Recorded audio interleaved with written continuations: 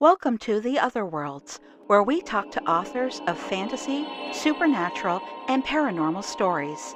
Let's open the portal and meet our guest. Hi, my name is Sandra Tan, and I'm joined today by Kathleen Jennings. Kathleen is the author of multiple works, including Flyaway and her latest, Honeyeater. She is also an illustrator, and both her writings and her illustrations have been nominated and won multiple awards, including Locus Awards, Hugos, British Fantasy Awards, and World Fantasy Awards. Kathleen joins us to talk about Honeyeater, her new novel out September 2nd. Kathleen, welcome to the Otherworlds. Th- Thanks for joining us. Thank you so much for having me. I really appreciate you being able to work this out schedule-wise because you're joining us all the way from Australia. So, it's been a little bit of a juggle with the time difference, but it's wonderful that we were able to make this work. And on that note, I was actually kind of curious uh, how being Australian influences you as a writer? I do like this question because it's tricky to answer. But I think for me personally, and not for all Australians, but I grew up in Western Queensland on a cattle property, but reading a lot of European and American novels and fantasy. So it was this constant struggle to reconcile the visual vocabulary of the books with what I was actually seeing. And as a result, I think it's influenced me as a writer because I'm always trying to find ways to recreate the effects of that distant enchantment with the materials that I have to hand, with the trees that I know, with the streets that I know. That's fascinating. I mean, I many years ago, when I was in London, I was on a London Walks tour, and I was by myself, and so I ended up chatting with another person by themselves, and his name was Lee, and he was from Australia, and he told me that employers were actually quite lenient about giving Australians time off to travel because they understood that desire to connect with the rest of the world. And I wondered, is that still the case? Is that part of the cultural fabric that there's a bit of a desire to roam? Yes, very much so. I think it has definitely changed in the last 5 years for obvious reasons, uh, whether economic or health or just people trying having that, I think, residual trauma of watching everyone rushing home, trying to make it back before the borders closed, and it's a long trip. But there's always been that real interest in and desire to travel, and I think reciprocal. A lot of backpackers come to Australia and we tend to have, as a rough standard, about 4 weeks holiday a year for most jobs. So it's not uncommon for people to take that. But it's also quite common for, or it used to be, for people to take a gap year. So finish high school and then go to England for a year and work, travel the world a little bit while they're over there and then come home or stay. Well, it's interesting because I was thinking about that a lot while I was reading Honeyeater because one of the things that Charlie references a lot was this there had been this desire to leave and yet he himself never left the small town and he hoped that all of these other people in his life that had sort of drifted away and he didn't know where they were anymore. He had hoped that they had all left and explored and discovered. And I was wondering if that was like part of the influence for that with Charlie. Definitely. There's a movie. I saw it long enough ago that all I remember is the title, which was perfect. And it's called All My Friends Are Leaving Brisbane. Brisbane's where I live, and it's the city that and the suburbs that definitely underpin the town in Honeyeater. So that's always in the back of my head, that title, All My Friends Are Leaving Brisbane. And there's a lot of songs about it too, all around Australia. There's the Waifs had London Still, which is calling home from London back to Australia. And just this year, the Ballpark Music came out with a song called Please Don't Move to Melbourne. And I heard it on the radio and the opening lines. I was like, this is the most Brisbane song I have ever heard. Please don't move to Melbourne. And then I ran and looked at the music video. The music video is just scenes of Brisbane. So it's very, very much that pull overseas, but also to the bigger cities or to the cities where the cultural hubs are. And Brisbane has an amazing cultural scene, but we're just a smaller city. So there's always that pull to Melbourne, to Sydney, to the UK, to America, to just roaming. I was going to say, I did want to catch a bit of that with Charlie because I've had the opportunity to travel a lot, but I never quite did the gap year and I never did the university exchange for various reasons. And there was that feeling of like, oh, everyone else has moved to London to work in publishing.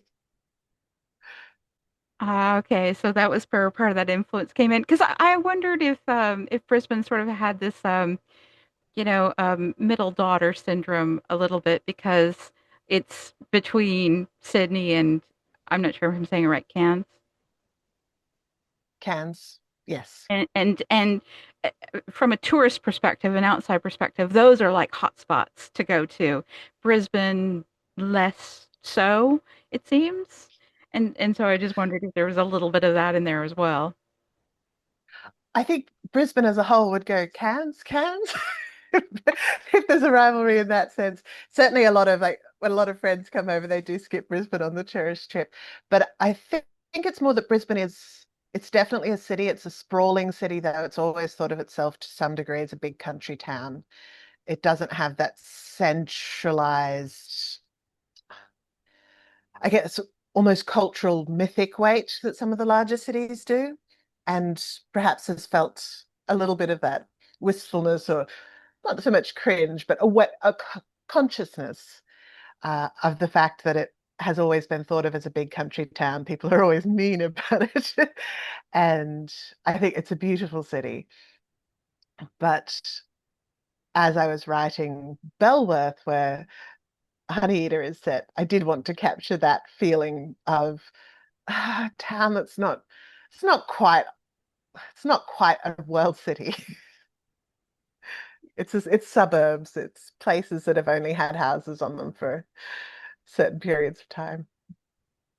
I grew up in a very small town, and it resonated with me in that capacity because, you're always thinking about being somewhere else, never really Yeah. appreciating what you have where you are.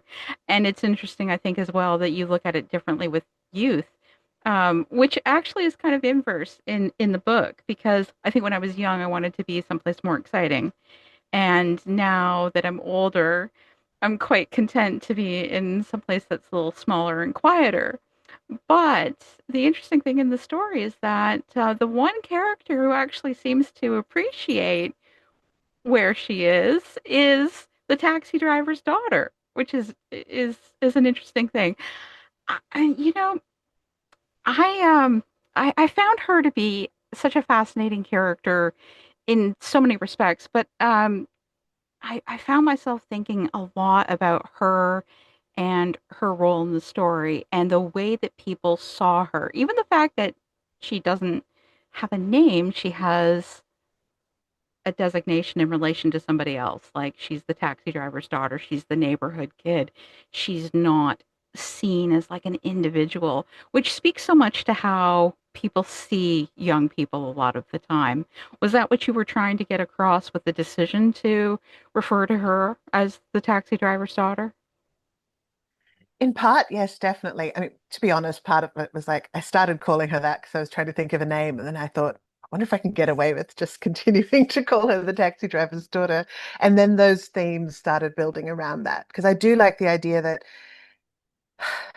everyone else is so focused on keeping her out of things or on being adults and coming to terms with that, what that means in this context. But also, everyone else is so knotted into the familial weave of the suburb. And I was sort of stuck on my street during the various lockdowns, but I love everyone on my street. I've got really good relationships with my neighbors because of floods in the past, but there are a lot of family connections up and down the street and through the suburb. And I really liked that, but I also wanted to have a character who was not a part of that. Um, so I didn't want her to be bound up in her family's name and her family's history as anchored to that landscape yet. Yeah, it was interesting. I because I did also wonder how much COVID lockdown influenced this book, and whether that was a big part of the reason why you decided to approach the story that you did with this little town that's sort of cut off in its own way. Even the street is hard to find. You know? So yeah, yes, I was essentially, as you know, everyone sort of trapped in the street, trapped in the suburb, walking around, walking along the creek, and just taking a lot of notes as I went, observing, recording, watching people disappear into the trees, tracking indoor chairs outside, which always seem to have a mythic weight to me. And you're like, why are there three plastic office chairs in this floodplain? There has to be a story behind here. So the lockdown definitely influenced that sense of really just focusing on one area, one very small area, the suburb, and especially the street, which is heavily based on my street. It's not exactly, but in my head, the landscape and the way it curves down all matches up.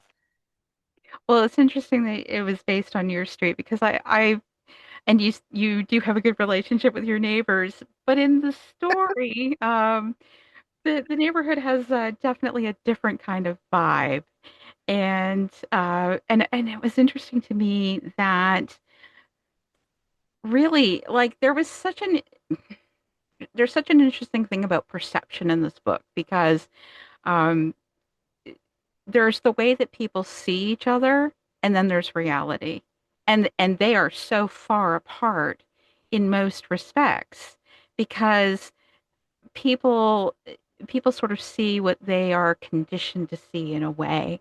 And I was wondering what you were hoping to convey with that decision in the story in terms of why, like, for me as a reader, when I was reading it, what I found was that and I mean this in the best possible way, the book was sort of like a parasite because it sort of wormed its way in and sunk its claws in me, and it left me thinking about it so long after I finished the book because I finished the book last week. Um, and and I have just continued thinking about um, the relationships and the dynamics and the way that people were seen, and I found myself thinking about the fact that people like Grace would go out in public and people wouldn't realize what was going on with her, and and also that there were other characters in the story who were very social and public, and people did not see their reality. So how much of that, like, where did the influence for that come from? That you, was that something that you were wanting to touch on? Ah, I think it's definitely something I had to grapple with was as I was writing, and I do. It's a very compact book, Mhm. and a lot of that setting up. I'm so glad it worked the way you said it did. A lot of that setting up of appearance versus reality and letting them sort of shimmer against each other was a way to condense some of that energy as well. So I'm like, let the reader deal with this one. But also that sense, perhaps less of do we see only what we expect to see, and more how much of what we're used to seeing is already this way? Like, how much do we know about anyone? How much do we know about our neighbors and the people in the street? And how much do they know about us? And perhaps to what degree you might feel like an aberration in society or in your family or something, but to what degree is everyone peculiar or falling apart at the seams or struggling with something really, really weird? Uh, so I like that mixed possibility. Is this people refusing to see or unable to see something that far out of their experience? Or is in fact there an undercurrent of oddity through the suburb and everyone such that you just accept certain things, combined with a degree of a lot of people who've lived in this place for quite a while and a particular era of Australian suburbia, which still trails that very, I think, English influenced idea of just not acknowledging if something is strange. It's not polite to inquire. You don't look too deeply. So there are a few different aspects going on there. What But I would also like the idea oh, go ahead. I also like the idea that how you see someone or how you expect to see someone can, to a certain extent, influence what they become. Yeah, that's very interesting to me because I do think that as well, people have this tendency to rationalize things away. Like that if we have some sort of paranormal experience, for example, we try to come up with a logical explanation in our minds, a lot of us, Yes, and not really give into believing what we experienced and what it really might implicate because we're not prepared to grapple with that truth. Like when there, I mean, sure you'll know the scene I'm talking about, but when Cora and Charlie were out and she was not doing well, and there were other people around, one of the things that really struck me was it was almost like, in a way, it was almost like she represented like people who are homeless, and because people tend to just look past them and they're invisible, and we don't really see what's right in front of us. And that's why, like, because I thinking, how do these people not see what's going on? And then you realize, like, people do this all the time, right? We train ourselves of what to see and what not to see. What to look and at. what to see but not engage with. Like you might get home and tell everyone, "Do you know what I saw?" But you don't acknowledge it at the moment. Yeah, no, and it's far more fun to be able to speculate than it is to actually confront a reality. Yeah. Definitely, yes. Yeah, so I found all of that really fascinating, and of course, it's a little, there's a certain challenge of discussing it without giving too much away. So I definitely don't want to give too much away, but I definitely found that all very interesting, and it stayed with me. Um, like I said, it's been well over a week since I finished the book, and it's just been on my mind ever since in terms of thinking like, this really said a lot, and it said it succinctly too, which is that's a more, there's more force, in that, it gets you a I'm little I'm harder. I'm so glad. Thank you very much for saying that. I'm glad it worked that way. Yeah, now I did find myself wondering though, like when I was doing a little background research, uh, I read that Flyaway was described as a gothic mystery. And I wondered, how did you pitch Honeyeater? Much more. I'm trying to remember the exact words I used. I don't think I precisely described a genre. They've been calling it dark fantasy, which I'm not entirely.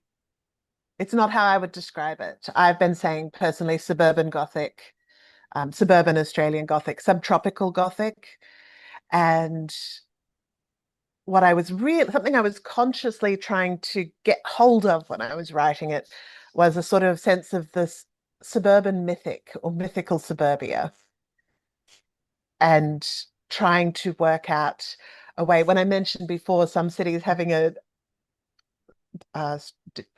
heavier mythic weight, a greater mythic weight than other cities. You can just say the name of some cities and people already have ideas of Paris or London or New York. And if I say Brisbane, it doesn't have that mythic weight. If I say Belworth, which is made up, like I can't instantly rely on a large part of the readership knowing what that means or having ideas of what magical London or even in Australia to a degree, a magical Sydney has been done. So what I wanted to work on was trying to actually look at what was out there on the streets, in the suburb, in the houses, in the windows, and work at how to make them feel a bit more mythically weighty. Because to an extent, they always have been for me. And I wanted to capture that effect. Well, I think even when you fictionalize a place and you give it a name like Belworth, I mean, it doesn't automatically resonate with a certain meaning, like you said, in the same way that Paris or London does. But in some ways, that is its own message because it is kind of like this nowhere place that's a little overlooked and a little forgotten, and it's an unknown. So it's like its own mystery because we're all going to come in and discover it. Uh, Yes. and so I find it, yeah, I find it kind of interesting because I, it's funny. I mean, when I think of Brisbane, I think of beaches. I could be really wrong about that. Could be really fair, but that's what I think. And that's the thing, people, when you said people bringing what they know to a person or to a place, Brisbane doesn't actually have, well, it has some artificial beaches which are currently out of commission, or a little further from the coast. You have to go to the outer suburbs to get to it, to the beach itself. Definitely very water focused. But yeah, that sense, I suppose, of that a local place, a small place, a place most people don't know could have a certain sense of mythic weight about it. So in genre terms, I think of it as suburban mythic or subtropical gothic. Well, it's interesting because the only way I described it in my head was this is like reading Slipstream. I didn't know how else to put it, but yeah, but it was also very interesting to me, because there is the water centric part of the story, obviously, and um, and that's very relatable in in an era where there's so much climate change. So I don't know if I don't know how that's impacting Brisbane particularly. Was that something that factored into the story at all?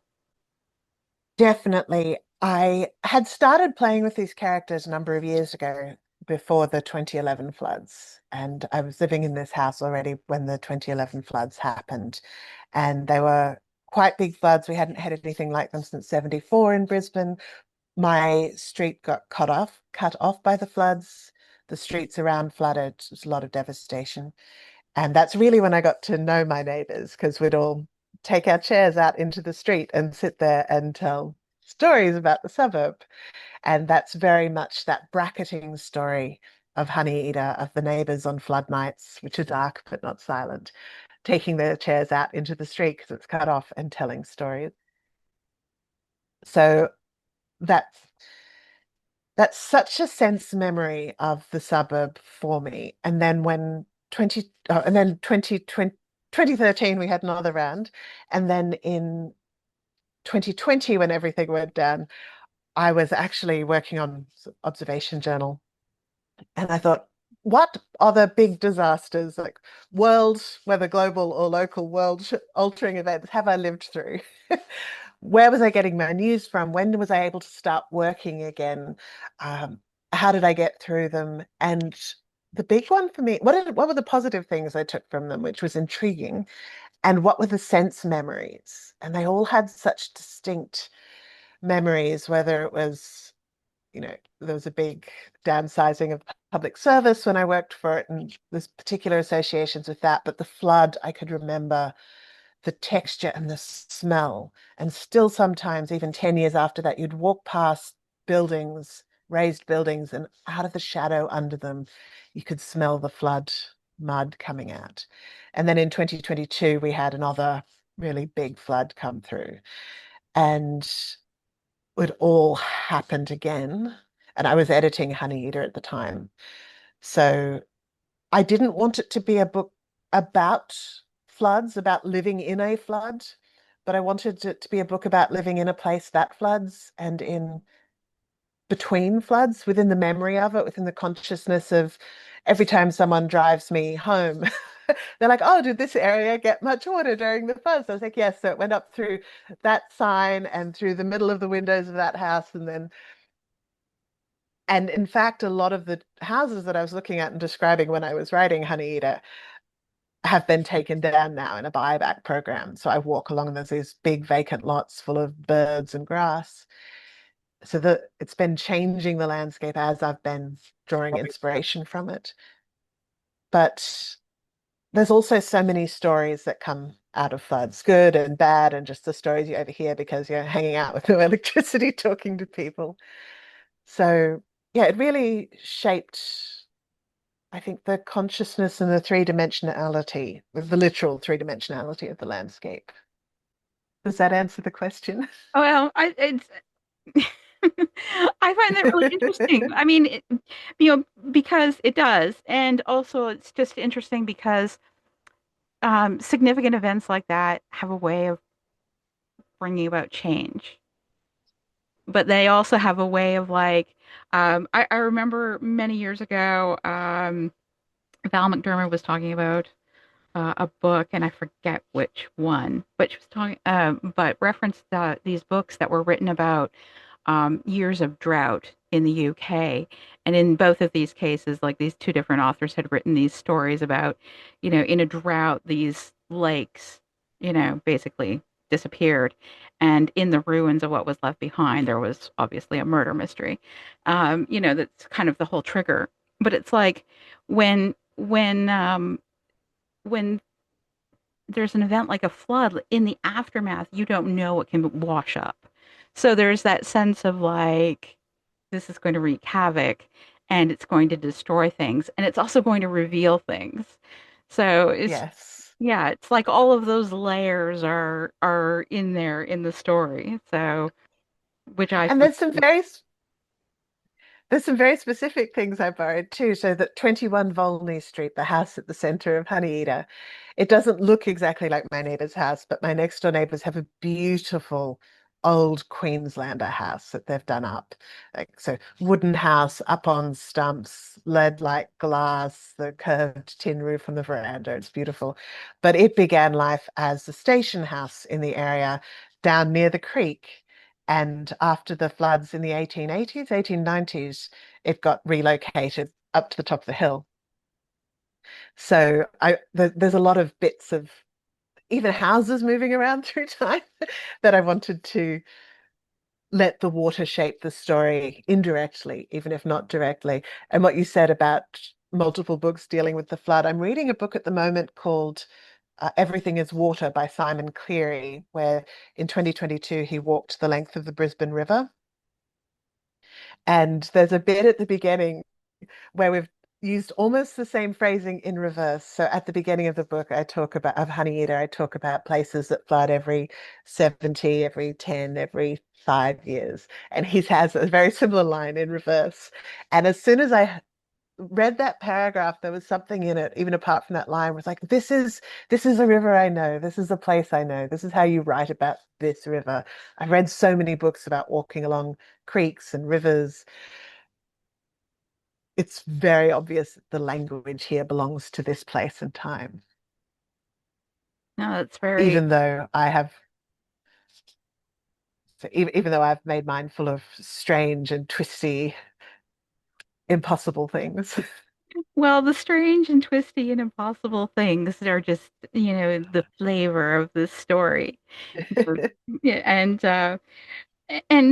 and it's interesting that context because when I was reading an interview that you did with Nerds of a Feather Flock Together about they described Flyaway as including, they said it includes a small town, a missing brother, fuzzy memories, and family secrets.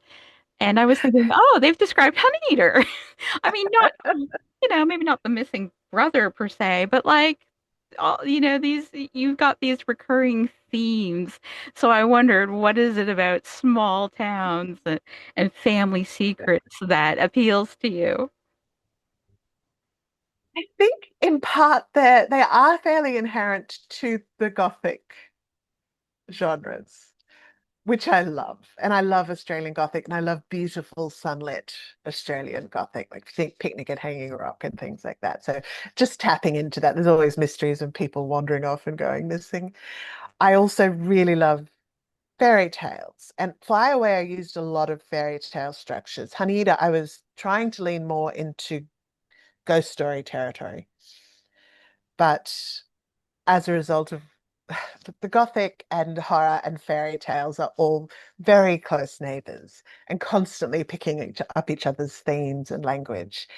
And that sense of someone going missing and you have to track them down, I think belongs to all of them to an extent. And some of my favorite fairy tales are about, a sister has to go out in search of her missing brothers, which is I think the through thread of Flyaway. In Honeyeater, I was much more trying to lean into the elements of a haunting or a ghost story. So someone has to come to a place where there is a certain sedimentary history and gradually unpeel what has happened or what is happening there. So even though I wouldn't describe them as quite the same subgenre, I also wanted Honeyeater and Flyaway to belong potentially to the same version of the world, to a world where I love old school urban fantasy, but it does have certain logics and expectations of rules and the way different categories of people work. And I like the idea that people who are a bit strange or who are seeking or perhaps have unusual abilities aren't easily categorizable, are sort of just doing their own thing on the fringes of the world, are making bad choices in backyards and remote locations. And it's all a bit harder to pin down. So I did want the two stories to potentially fit in the same world. And there is one family surname in the background that is the same in both books. And there's a long short story, Undine Love, which is on Reactor, which is a little bit more in the world of Flyaway, but picks up on the same family surname. And that idea of people who are sort of trying to keep a lid on things, keep a bit of a sense of order, walk the boundaries, but it's questionable their degree of success and good intentions. Yeah, it was hard to say that I thought that many had good intentions in Honeyeater in their own way. Like particularly the neighbors. The neighbors were just locked into how they saw things and their assumptions. And, and then you had the police who had their own biases. I mean, it is just kind of, it's interesting how everybody saw things and how real or wrong that was in terms of um, you know, depending on who they were, focused on. So, yeah, because I really don't want to give things away. There's just so many layers to this in terms of what people are going to discover. So, as we head towards wrapping this up, I did want to ask you I have a couple more questions. Because in that interview on Nerds of a Feather Flock Together, you said you were talking about writing Flyaway while studying for your Master's of Philosophy, and you said, quote, "How do writers of beautiful Australian Gothic stories manage to make them beautiful and Gothic? A lot of Australian Gothic tradition is very hot and ugly and violent for good reasons." And what I found interesting about that was actually referencing the violence because I've seen I've watched a lot of Australian TV shows and some movies, and I have seen some movies that go pitch dark. I mean, if they make things that Americans consider dark, seem like child's play. What is it about Australia that evokes that violence? There is a awful colonial settler massacre history, which is, I think, there and ever present and spoken about more at times now, but probably not enough. And the awareness of it underpins a lot of that violence, I think, as well.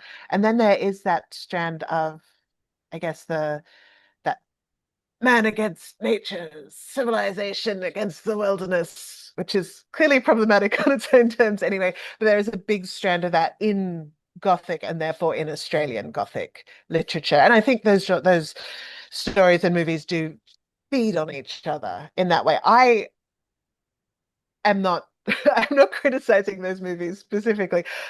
Some of them are superb, some of them are great. They distressed me on a personal level, especially growing up out west. Like, but it was pretty too. Like awful things happen. This is what I love about writing, especially like the aesthetically more beautiful Gothic, is that because of that Gothic element, it lets you get away with describing things that are objectively quite attractive, but not saying that everything's okay. Because the Gothic lets you go, well, if everything is problematic and horrible, potentially underneath. But these flowers on this tree look great, and I think we should mention them occasionally. Uh, but there is a tradition of quite beautiful Australian Gothic, which does pick up on those deeper issues, but in a way that has perhaps a little bit less Wake in Fright and Mad Max, and a little bit more of the sunlight and landscape in a different way. So I'm thinking Picnic at Hanging Rock, and the dressmaker, and Sean Tan's picture books, even, which just pick up on a lot of really interesting visuals, which are a little unexpected in the genre. There's also some beautiful Australian movies out there where there's no violence to speak of, and I think we should have more of them. I'm just a big fan of Strictly Ballroom and The Castle and The Dish. Get those recommendations in there. But no, I think history and people from European, particularly backgrounds, inserting themselves into a very different environment and climate and coming to terms with that. Yeah, and again, you've got To that us. dichotomy going on because, we do associate Australia with sunshine um, and so it seems bright. And usually when people think of things being bright, they think of more positive associations, right? It's not dark, it's not dreary. But there's this whole thing going on beneath the surface because Australia has like some very wild critters and some very harsh environments that are very difficult to survive in. And so it's almost like that siren lure of, oh, this is so beautiful. Look at these lovely plants. Oh, I just got bitten by a poisonous spider. Like, there's 100%. But we never have bears in our backyards. Whenever I see one of those videos, I'm like, why do North Americans keep saying terrible things about Australian wildlife? Most of it won't eat you. most. I mean, Most of it. yeah, it's funny that you say that because I'm Canadian. I'm married to an American, and so I've actually traveled a lot. I mean, I've traveled internationally as well, but I've traveled a lot throughout Canada and the United States. So I've been to Alaska, I've been to the Yukon, I've seen bears, I've seen wolves, like, and it doesn't really. It's just, I think it's just what you're used to. Really, I think Mm. it's what it comes down to is like if you're more accustomed to this, like I think the thought of running into a kangaroo would just, I think I would just like go on a mental shutdown, like, and not know how to cope. And we always think of them as being very cute, but apparently they can be quite dangerous. I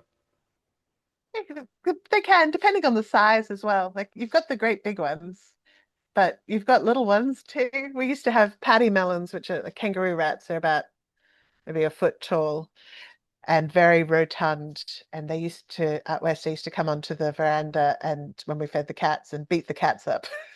So my dad would pick them all up by their tails and he'd put them in the laundry sink with the lid on it until the cats finished eating, and then he'd take them all out again and release them. So, oh my goodness, but, that's uh, funny. but they won't usually go for you without Fortunately, extreme provocation. uh, As I say this, I can think of exceptions. well, there's exceptions to everything, right? Like I think one of the where I live is um, not far from Gettysburg, and no, that's probably the biggest association around here that people would have to understand. So Civil War battlefields. But so one of my weirdest experiences, even though I grew up in a small town, was We were asleep one night because we don't have air conditioning. We had all the doors, windows open, just screens on everything. And a fox decided that it was going to scream outside of our house. But none of us had ever heard a fox scream before. So we just hear this sound. It woke everybody up. We're freaking out and had no idea what it was. Once we knew it was a fox, that fear just goes away, right? For some reason, this fox liked coming over to our house. It would watch me go get the mail during the day and whatnot. But it never bothered anybody. It never came into the yard or anything like that. It just sat in the field across the road. Scheming. But that sense of nature being present, animals being present, I always feel like my house is a 60s house, but even it, and a Queenslander house even more so, it's like living in a wildlife corridor half the time. And I did want to capture some of that with Honeyeater as well, that sense that, oh yes, there's feral deer that might walk up the creek sometime. They were seen swimming up creek in the last flood. There's kangaroos in the next suburb down or around the prison grounds. Um, there's birds everywhere. The honeyeater is a type of bird that's local. People keep sending me photos of the blue-faced honeyeaters now, which is lovely. So all of those animals just being very, very local, very present, passing through back and forth through the creek corridor, through the streets, even through the houses, combined with, as you said, the mysterious noises. My sister lived with me for a while and she had a dog. And every time I heard a weird noise in the night, I'm like, it's just the dog under the window. And then she and the dog left and the noises kept going. Oh no. You So couldn't just blame it that on sense of, wait, what was that? you couldn't blame it on Dennis anymore.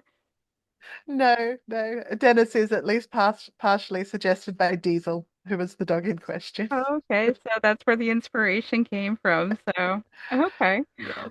All right. So, out of curiosity, because this is a ghost story, have you ever seen a ghost?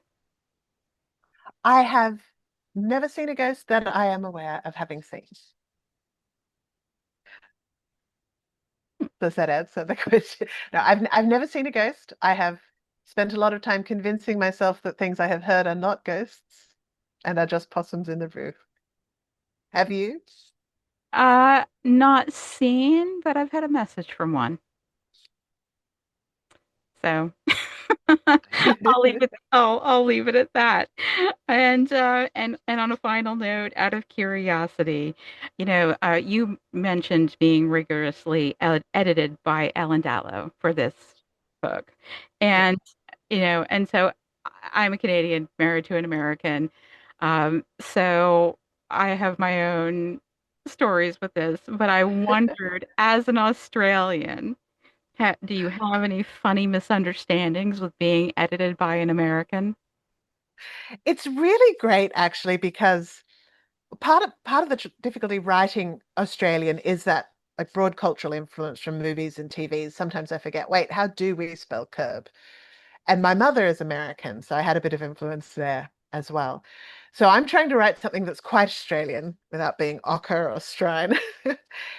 And Tor let me get away with Australian spelling, with Australian phrasing. So the editing, especially from Ellen, was really useful for just fine-tuning a lot of that because she was very accommodating, but also there are terms that just mean something different or don't have a meaning. With Flyaway, it was Hessian, which all the English then yell at me for not saying Hessian, but the Australian pronunciation is Hessian, which in America is burlap. But I couldn't say, but Hessian didn't mean anything to the American context, but burlap is so American to the Australian reader. So having to edit round it to say Hessian sacking so that it was clear to both. Mandarin, uh, even that varies, the fruit varies spelling and pronunciation from state to state in Australia. That was one I was looking up. I was doing an online poll of Australians to work out how they spelled and pronounced it and work out what was most accurate to my precise area. So it's more a lot of just clarity, making sure things have the right sense. If I say someone's nervy and mean that they're twitchy or anxious, that could also mean that they have a lot of courage or have a lot of nerve in American English. So it's more a lot of steering around ambiguity, but in a really productive way, because these are such Australian stories, and Ellen Datlow and Tor were very happy for me to make them so. Uh, so it is a lot of fun. It is interesting what things people pick up on as local and what people feel is fantastical. So having a couple early readers go, "Oh, this fantastical dystopian setting."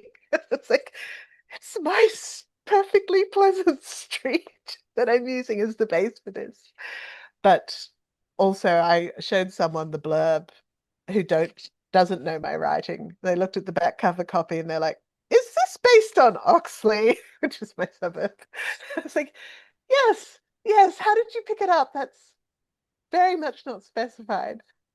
It's a fictional city, it's a fictional town, it's a fictional street, but it's mapped mentally onto that region in my head. And I was pleased that it was accurate enough for locals to recognize the familiar elements. And I'm delighted that it feels mythic and enchanted enough for people who don't know the region to be able to feel it as a place. Yeah, So that's a delicate balance to, that's wonderful that you nailed that because that's really, really a really fine needle to thread. it's and it is I love threading fine needles. It makes decision making a challenge but easier in some ways. You're like, there is a right answer. I just have to get through this narrow space. The one specific to Honeyeater that's been interesting is what a suburb is to different people, and whether a suburb is part of a city or whether a suburb is a small town that orbits a city, or whether it's like a bedroom community. New York, in particular, has a very different feeling on what a suburb is to other American cities. And it's different again to Australia, where like, you've got the city and you've got the CBD, the Central Business District, and then everything else is a suburb, which often started life as a small town. So that's been an interesting one. Not an issue that needed to be edited down, but more an interesting lesson or linguistic fact for me to learn as I've been talking to people about the book. Well, it's interesting though, because that probably influences people's, to a certain degree, their identity and their sense of community in terms of Mm. how they interpret that. Because do you identify yourself locked on to that urban core, or do you identify yourself as this tight community that happens to be near a larger urban center? And that's a very different philosophical outlook in terms of how you see yourself and how you see your environment. Or do you see yourself as part of that larger nebulous whole with a more specific address within it? Which I think is the way it tends to function in Brisbane. You're from Brisbane. Oh, which part of Brisbane? Oh, the southwest. Oh, which suburb? And the big divide, of which much fun is made, is the two sides of the river, north and south. Although it's a really wriggly river, so it's possible to be both north and south of the river simultaneously. And the huge mental block many people have about going to the other side of the river for any social gathering. Is So it yeah, is that viewed like in the way that like is it at all treated in the way that we would say like if you grew up on the wrong side of the tracks? Do you know what that means? yes, yes. Uh, Not a little bit. There's some north of the river, Snubbury, but there's some big, expensive old suburbs in the south as well. It's more just the conceptual effort of crossing a bridge and possibly rush hour traffic to get to the other side. Well, There is no reason for this. It's also one of the world's biggest cities in terms of area, not in terms of population, but it's just very spread out. Like it takes at least 25 minutes to get anywhere in good traffic and 45 minutes to an hour and a half in bad traffic. And yet, crossing the river is too much. It's totally the way that it's seen mentally. Well, this has been so fascinating, and I could just talk to you for another hour, and of course, we really can't do that. I just appreciate so much you taking the time to chat today about Honeyeater. Of course, Honeyeater out September 2nd. So by the time people are listening to this, the book will be out. So make sure, if you haven't already, go out and get your copy. Thank you so much for being here today, Kathleen. Thank you so much for having me. I've really enjoyed this. Thank you.